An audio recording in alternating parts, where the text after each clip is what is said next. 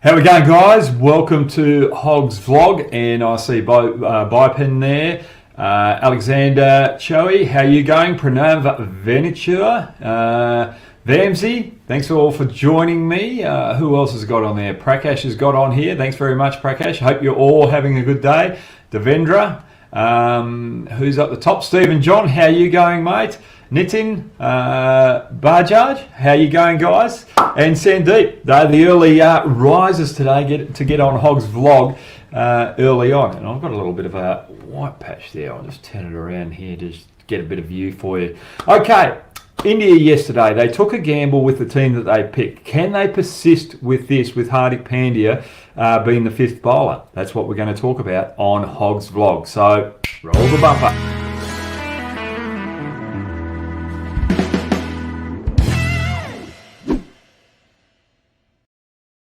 Well, it was a great comeback yesterday from the Indians. I thought they absolutely outplayed England. They were absolutely superb, just with the way that they set the game up from the start, with the way that they bowled, and the way that they batted as well. They just put the pressure on the English as well.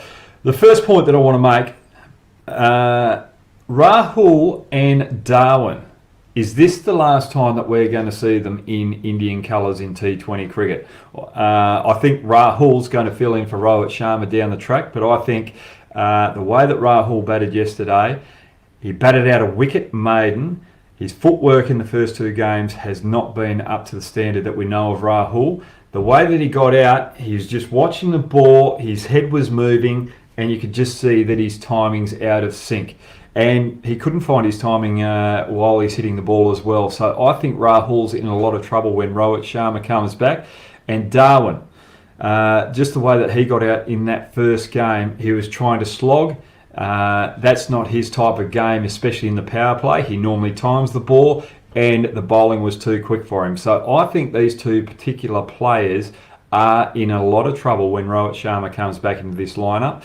And that leads me into the next point. Ishan Kishan, has he cemented a spot in this Indian lineup? Well, I just love the way that he came out yesterday. He was under pressure, 1 for none after the first over. The next over, he was up against Jofra Archer, a quick bowler.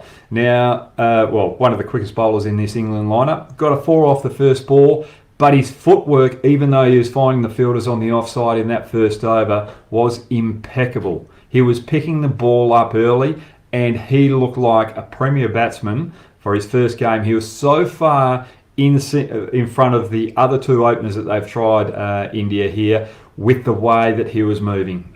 So for me, I think this guy is going to be playing for the rest of the series, and he'll be in the top of the order in the World Cup with Rohit Sharma. So we've got to look at that partnership moving forward. Now, what I liked about Ishan Kishan is that he plays the horizontal bat shots. He plays the pull shot and he plays the cut shot. There's only one thing that he's got to figure out what England were trying to do and work him over in this particular match, is that they had a leg slip. So they think he might be a little bit vulnerable here in the chest region and get caught in that leg gully against the firepower of Wood when he comes back in, Archer when he's bowling out full tilt. I want to see that contest. Is he willing to take on the pull shot when those two are attacking him in the body early with that new ball, bowling out 145, 150 k an hour? That is the big contest moving forward. That will be the big test to show whether Ishan Kishan should have this spot in the World Cup or not. I think he's good enough. I think he'll be in the World Cup team to play with Rohit Sharma. Watch that space. And I also loved his energy in the field, that youthful, that vibrantness. And he just looked as though he was so composed with the way that he was communicating with Virat Kohli out in the middle as well. I just loved the way that he played. Ishan Kishan, another youngster coming through for India, and he'll be there for the longer period. Now let's get to the next point. Hardik Pandya steps up with the ball. There were a couple of things here with Hardik Pandya. He's been put under pressure. He's hardly bowled any overs over the last year and a bit. This is the most he's bowled in a game. And he was utilised as the fifth bowler. So there was a lot of pressure on him. But the way that he bowled last night, I love the way that he adapted. 7 runs he went for in that last over of the power play. And when he was bowling in the final 4 overs, he bowled 1 over to start that final 4 over phase, and he only went for 6 runs. So in the situations where it's pivotal for a bowler to really put pressure on the opposition batsman, he stood up. And the other thing I liked in the power play, normally he likes to bowl short and into the wicket. The ball was slightly coming on when it was a little newish, so he's prepared to go a little bit fuller, change his game plan up, and that bamboozled the English batsman as well with his change of pace. So he had good thought process, good plans, and he adapted to the situation perfectly, and he bowled in the pressure moments. He stood up. Would I have him as the 5th bowler moving forward?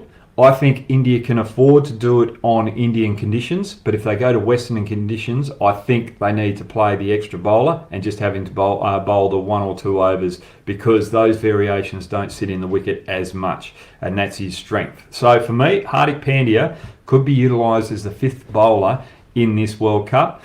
And I love the way that India went in with a little bit of extra batting depth, thinking that they had to get more runs if they batted first, so they could take a few more risks out the top of the order. Now, I'm going to get into some questions right now, because I think some questions will come up that will bring out the points, other points that I want to bring up as well. So let's get to the first question, please, Shubs. Can we bring it up? A little bit of a delay here. Waiting for it.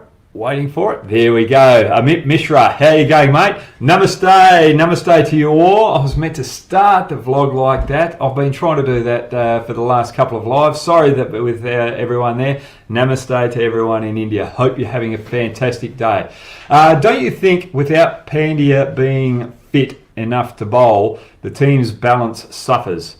Amit, I totally agree with you. I think Hardik Pandya needs to bowl at least 2 overs in a match, but now that he's been put under the pump to bowl 4 overs, I think this is going to be a big bonus for India, because it's going to improve his bowling and his all-round capability. If you look at all the best teams in the world that have been very successful over a consistent period of time, they've always had a batsman who can bowl a couple of overs, if not 4 overs in a match, because sometimes when you go in with 5 bowlers and one of the bowlers is having a bad night, it puts pressure on the other bowlers, and you don't have that other bowling option.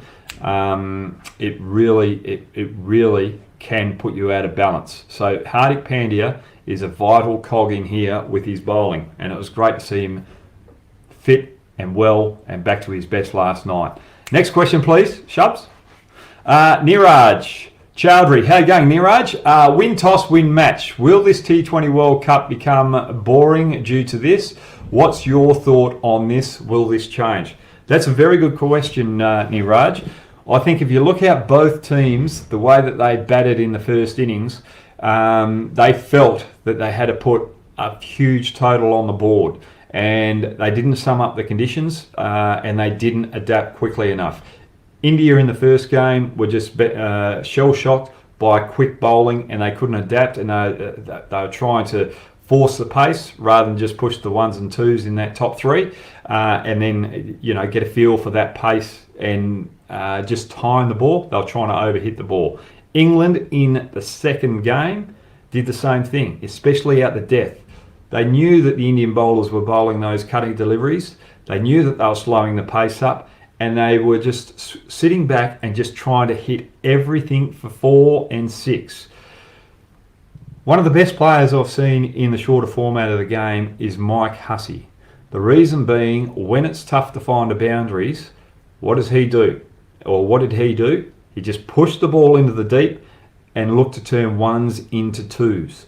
He put the pressure back on the bowler by turning 1s into 2s. All of a sudden, that 4 ball came, and he was able to get those double-digit numbers off overs. Just the simple fact of the running between the wickets. So when you're batting first and you're under pressure in those deep overs and you're trying to force the pace, the easiest way is to turn the 1s into 2s, and the scoreboard ticks over and you get a higher run rate. So I think just trying to set a too high a total rather than just going, all right, if we get 175 to 180 will be happy. Anything more is an absolute bonus. So I just think they've been too aggressive and they don't have a good game plan. Now, Raj, that is a very good question. And these two teams, whoever wins batting first is putting themselves in a better position to win the World Cup moving forward, because you've got to learn to win batting first. Good question there, Raj.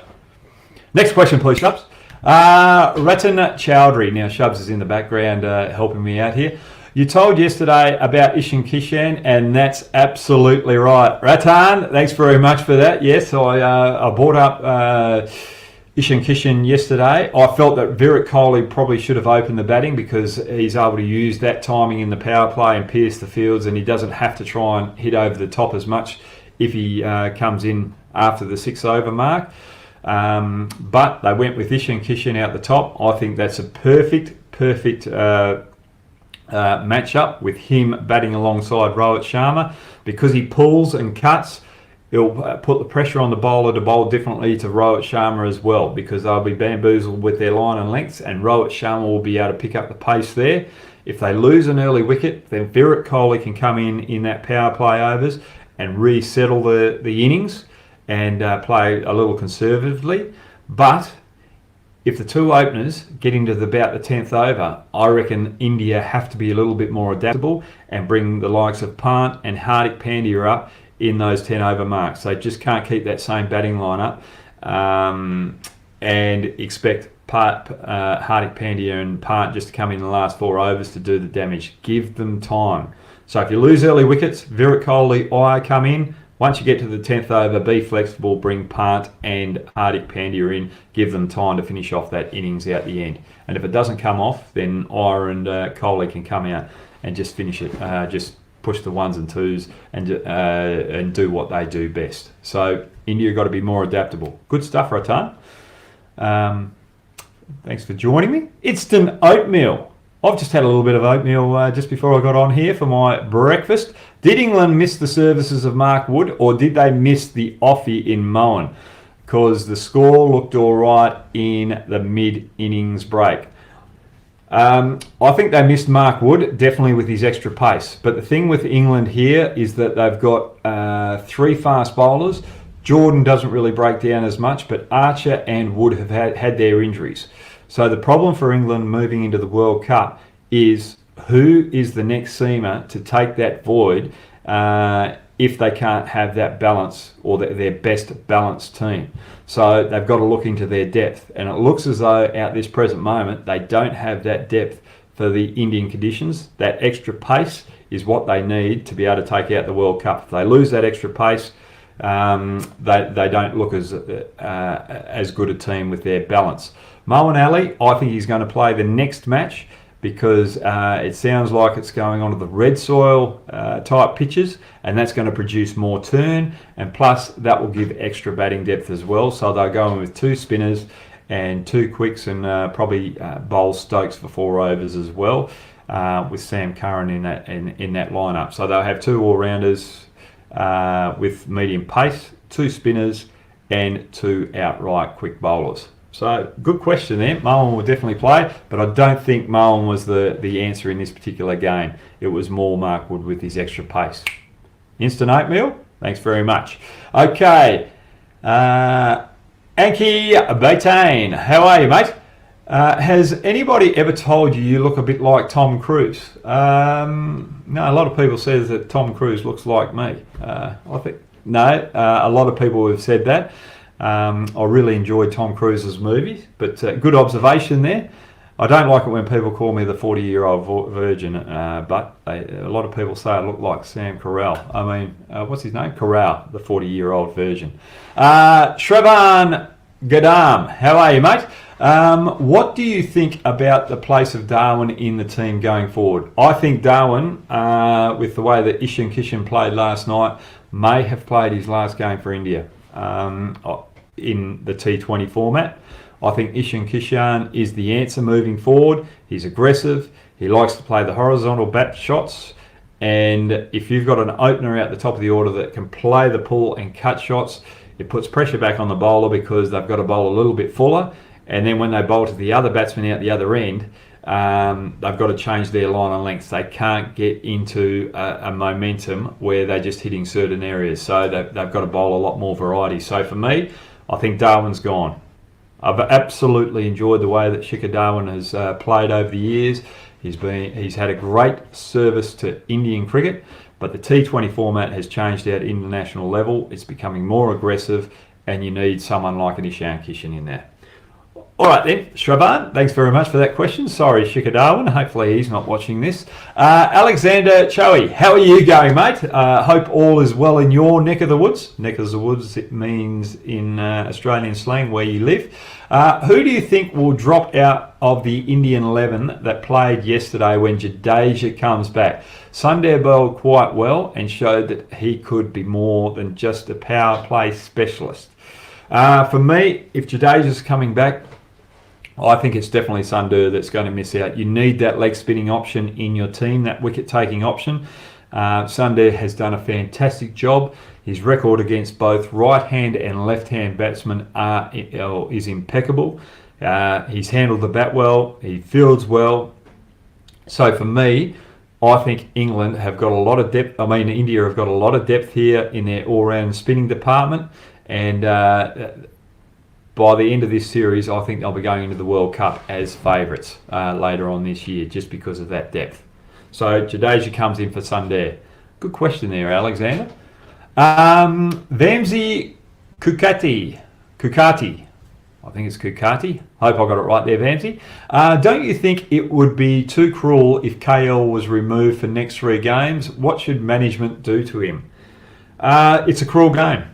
Cricket, and sometimes you've just got to bite the bullet and move certain players on. KL Rahul is definitely not going to be out of the mix moving forward. I just think he's going to be the backup opener for the next 3 games when Rohit Sharma comes in.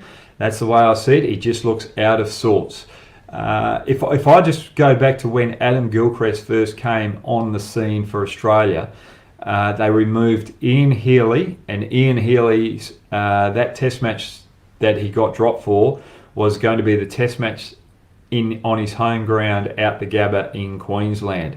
They could have given him that opportunity to have a farewell, but they didn't. They want to get the youngster in when he was in full form and get him used to the conditions and with an Australian team that was having a little bit of success. So for me, yes, it's going to be tough on Rahul.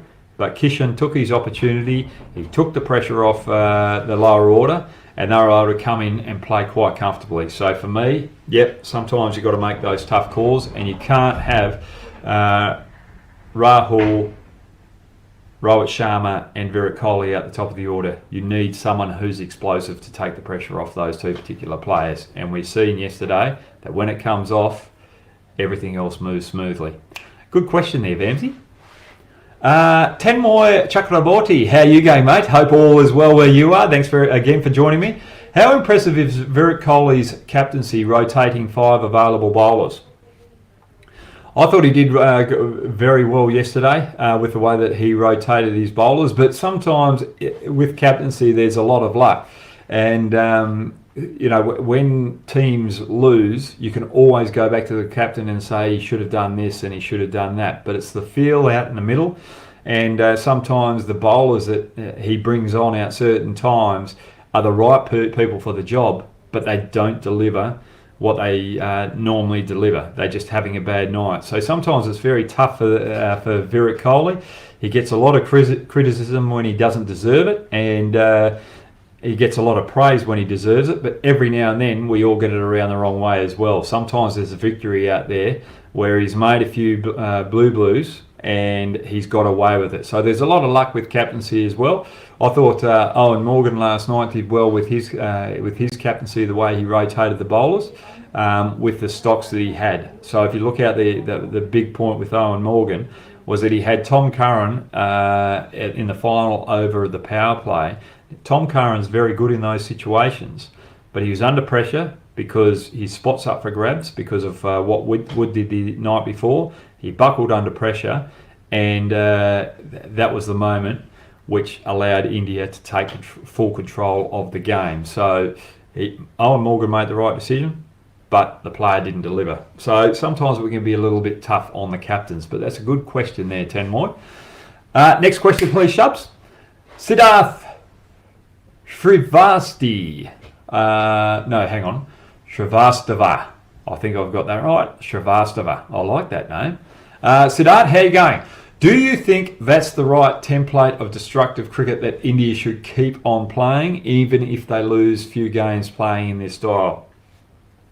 For me, I think it's the right balanced team because you've got Ishan Kishan out the top of the order. If he comes off, it takes a lot of pressure off that middle order. If he doesn't come off, that's where Rohit Sharma and Virat Kohli take control of the innings and get them in a position by the 10th over where they've gained a little bit of control back, and hopefully with the lower order being put under pressure, one of them comes off to put a fairly competitive score on the board so that the bowlers have a good chance of defending. I think sometimes we get a little bit overexcited of just playing over aggressive cricket.